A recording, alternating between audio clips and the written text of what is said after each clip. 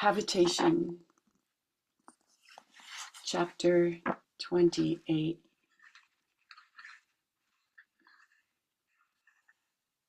San Pedro, California, 2. In Gwendoline Cirque's grimoire, the same Monday,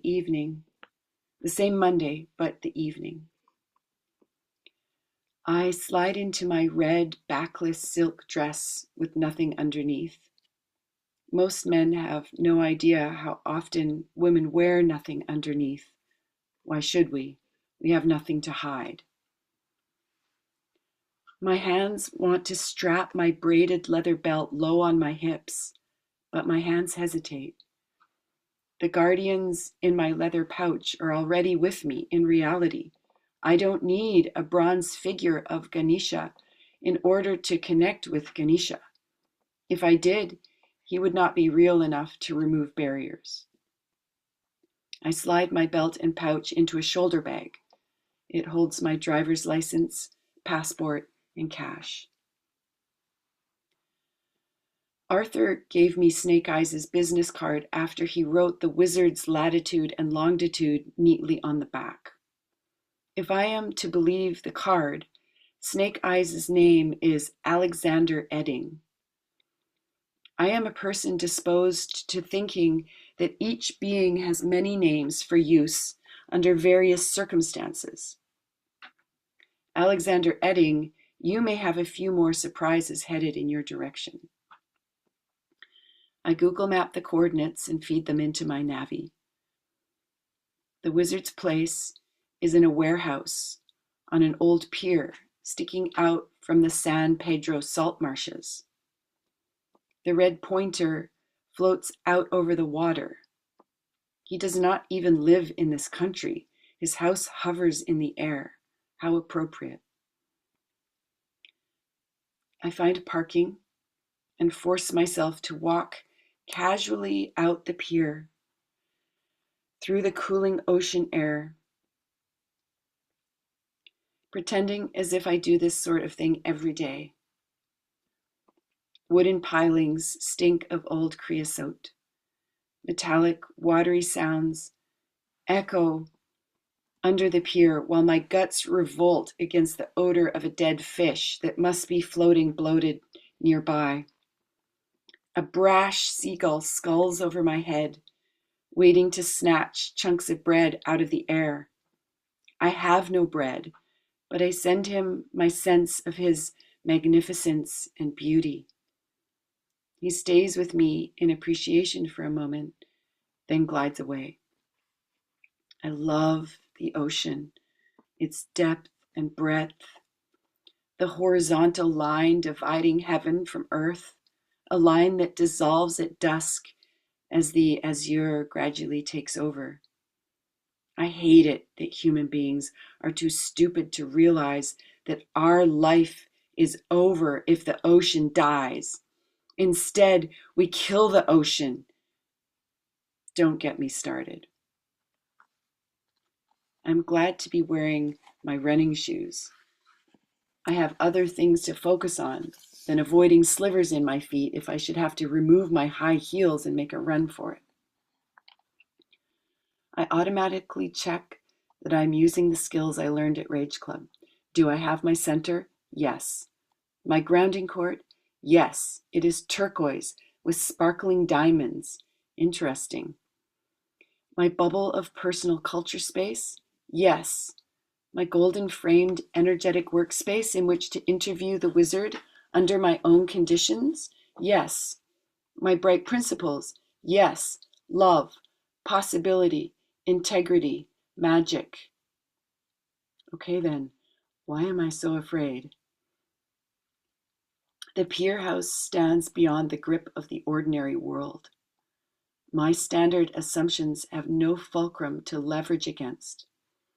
Out here over the water, mainstream culture loses its rigidly enforced framework and reverts back to primordial meme slime, mimetic jello. How do I survive in that? All my years in school did nothing to prepare me for this. Here I am, My first encounter with something that is possibly real, and I feel like a dust ball in a hurricane. Maybe this is how it feels to be a sorceress? Somehow I doubt it, but what do I know? Not much, actually. I know that my watch says it's 3 minutes before 7 p.m. on a Monday evening. I heard a rumor that a wizard wants to speak with a sorceress. Now I climb up the spiral metal stairway on this rusted-out warehouse to knock on what might possibly be a so-called wizard's door. On the landing, I search for video cameras. None. I take one last glance out at the Pacific Ocean. I see 2 small sailboats and one unmoving cargo ship. I take a deep sea air breath. A cord hangs there to yank on so that a bronze bell rings. Instead, I knock on the hard steel door. The pain in my knuckles helps me minimize my now. Stories from the past won't help me now. Worries of the future scenarios won't help me now. The only thing that can help me now is being present in this very special, particular, and pregnant now. It is easy to find that. Now is where my knuckles hurt. Nothing happens. My knuckles still sting. Then I hear muffled steps approaching from the other side of the door. I look at the hinges and notice that the door will open inwards if it opens at all. The door moves without creaking. He stands there, not looking into my eyes. He is scanning me. How do I know he is scanning me? Because as I scan him, my scan reveals that he is scanning me. This implies that his scan of me also reveals to him that I am scanning him. The wizard bypasses the size and quality of my breasts and instead checks out the size and quality of the matrix I have built in my being. Matrix is built out of distinctions. Many breasts these days are built out of silicone. Fortunately or unfortunately, you cannot build matrix out of silicone.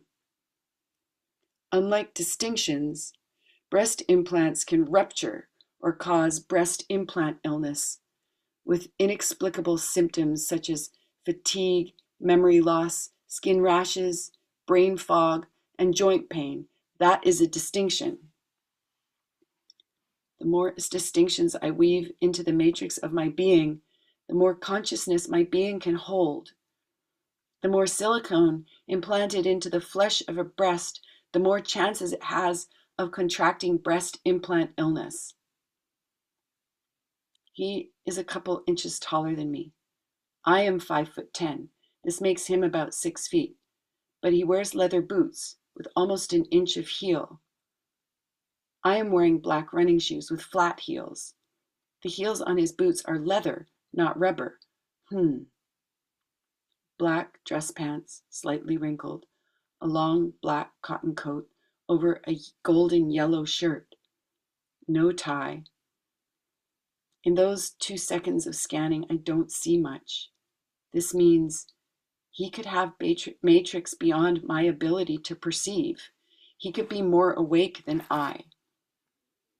Shoulder-length, stringy black hair, partially silver.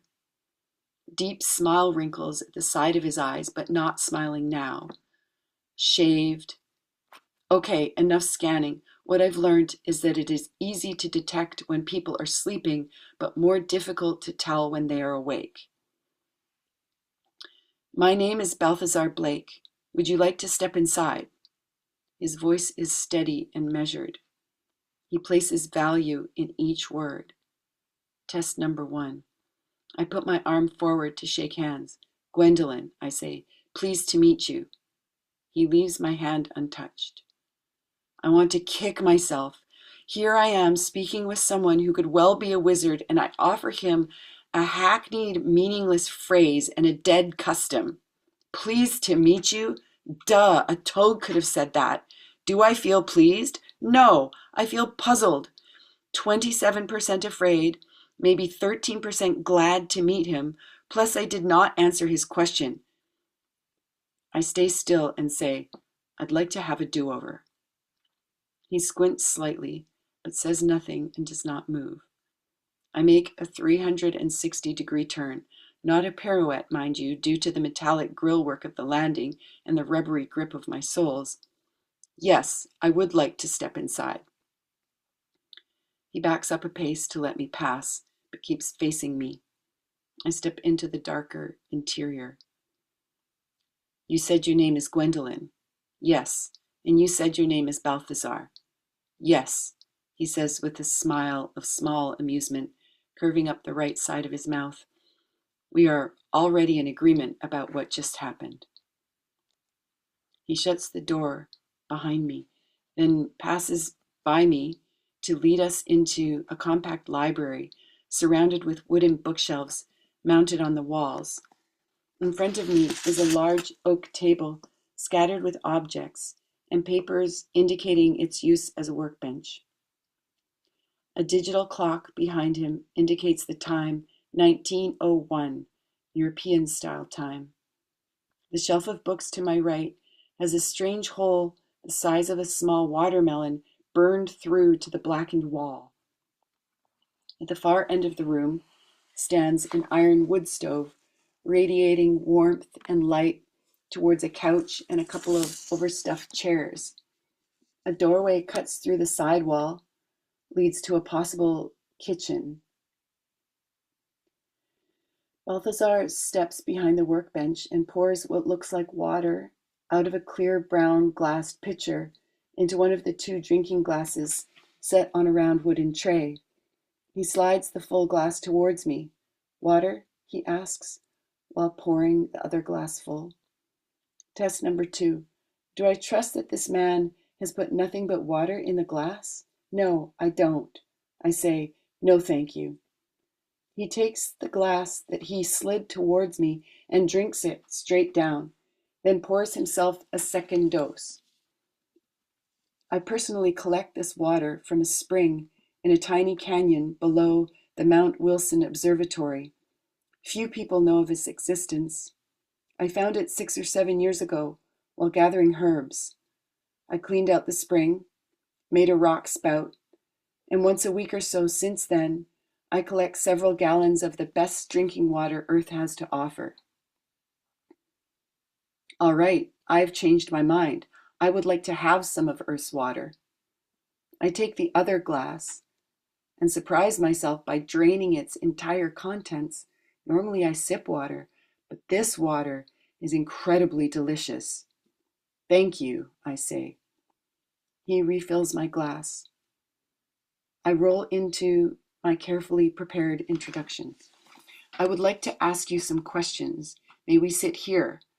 I indicate the hard wooden chairs at the workbench rather than the couch and overstuffed chairs. He nods with a straight face, pulls out his chair, and sits. He is not overweight, but he is not thin either. I estimate him to be about 53, quite a bit older than I. The room is silent and dry, brightened by 2 high windows that let in the evening light. He says, "It would be best if you start talking. We may not have as much time as you think." Pardon me? Shit, another ordinary phrase. What do you mean? Please begin with your questions. Our situation will become apparent as soon as you engage. I don't get it, but refuse to be intimidated. I still have my center. Why do you need to speak with a sorceress?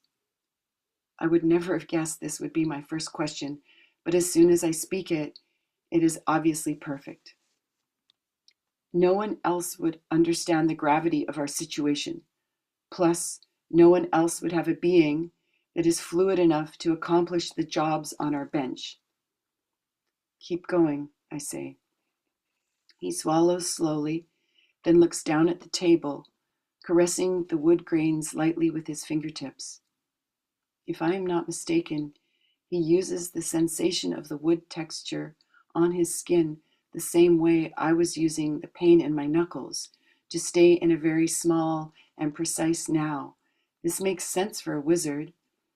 Now is where decisions are made. Now is where feelings are palpable.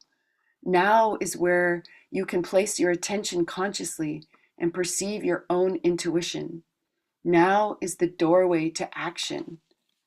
I suddenly have a realization. I say, lesson number 1, wizards and sorceresses use the same now.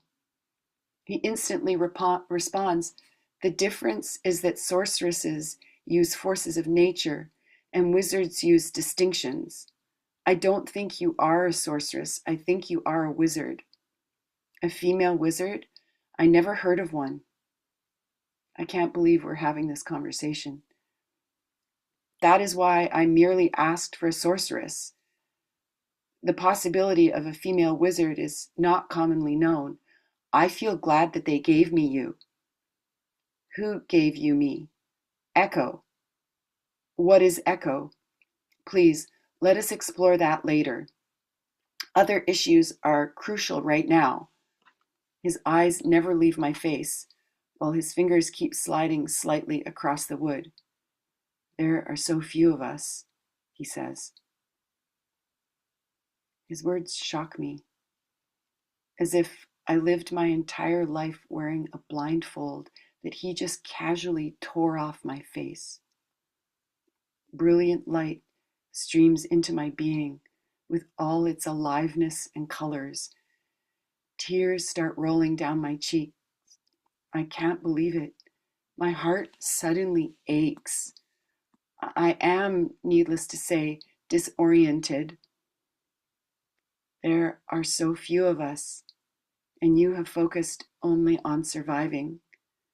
You are not yet initiated. Where are your apprentices? His voice is not accusatory, but rather saturated with grief and some kind of foreboding. His question is not rhetorical, but I cannot respond. I am suddenly gripped with the need to vomit, not by sticking my fingers down my throat. It is a new feeling. It is irrepressible nausea rumbling deep in my guts, coming from a dizzying conflict between the longing of my soul and what I perceive as the true realities of modern life. This longing is huge and real in me. It has been there forever, yet until now I denied it completely. I grip my stomach, moaning. Balthasar reaches under the workbench and hands me a metal trash can partly filled with papers. I retch my guts out. He says, let the sounds out too, and let your words follow. I do as he instructs. The sounds are uninhibited rage. Snarls and roars fill the room between barfs. I hug the trash can like a life ring. Then my words come, words of spite, previously unspoken outrage, boundaries I never made to all the unconscious assholes in my life. I never knew I could shout with such accurate precision. But it makes sense. Me and Gretchen are one. 10 minutes of raging, then I lose my orientation and roll off the chair, collapsing towards the floor. Balthazar is swift enough to grab the trash can out of my hands and put his hand between my head and the edge of the table. He lowers me gently to the floor, then lets go of me completely, crouching at my side. I gasp for breath. None comes. I grab hold of the woolen carpet, and it does not comfort me. I scream and scream in unstoppable, reasonless terror. The whole world spins upside down. I am going to fall off upwards and die, and nothing can prevent this from happening. Balthazar makes no move to ease my insanity. Neither does he seem afraid. I can feel him being in neutral but supportive contact with me. I don't know how much time passes. I open my eyes. Balthazar is still there. My dizziness has receded about 40%. I don't understand. It is the clearest thing I can say while struggling to crouch on my feet and sliding back into the wooden chair. Balthazar hands me some tissues and gently says, "Please wait here." He walks into the kitchen and returns a moment later bearing a tray with 2 wooden bowls of steaming soup. The hot liquid emits a scent of strong herbs and bone marrow. It must have been cooked for hours.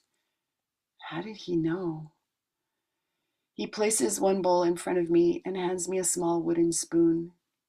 Medicinal steam rises and surrounds me in healing warmth. I use the spoon to sip the broth.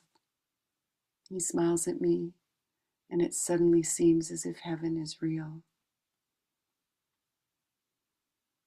After we slurp down half our broth, Balthazar says, "You told me you do not understand. The truly relevant question is this: if you were to understand, would you do anything different?" He expects no answer. Nothing else of significance is spoken between us. Even when I can get onto my feet, my mind does not return. I fit the strap of my bag over my shoulder and shrug at Balthazar, speechless.